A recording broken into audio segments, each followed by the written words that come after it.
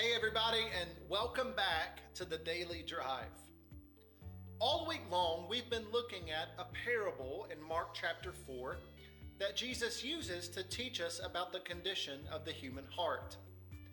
Just like plants need good soil to grow, Jesus teaches that the Word of God needs a good heart in order to grow good things in our lives. As Jesus has been teaching us this week, we've heard him describe all kinds of hearts. Some of our hearts are hard, maybe because we're skeptical by nature. Some of our hearts are shallow because we don't want to talk about things that really matter, so we talk about things that don't matter at all. And then some of our hearts are busy. We're so busy with the things of this world that it chokes out the things of God that He wants to grow in your life. Jesus does end, however, by saying there's a fourth kind of heart, and the fourth kind of heart we can have is a good heart. When I go back to the soil analogy that Jesus is using, and I think about soil that's good and rich, I always think about the soil that's in central Kentucky.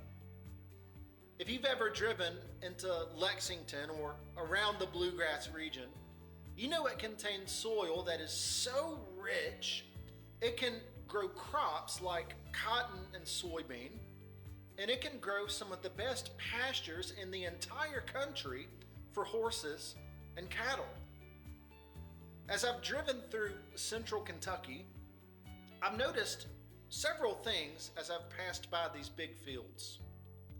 The soil that's there has often been worked over by a tractor, so the soil is open and receptive. It's broken up and soft. And because of that, you can work with that soil and you can grow things in that soil. And I just want you to think about that idea today. Does that describe your heart? Has your heart been worked over by God? Is your heart opened up or closed off? Is it soft or is it hard?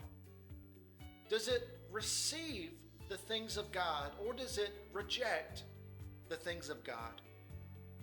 The wisest man who ever lived on this earth once said this in Proverbs chapter 4. Above all else, guard your heart, for everything you do in life flows from it.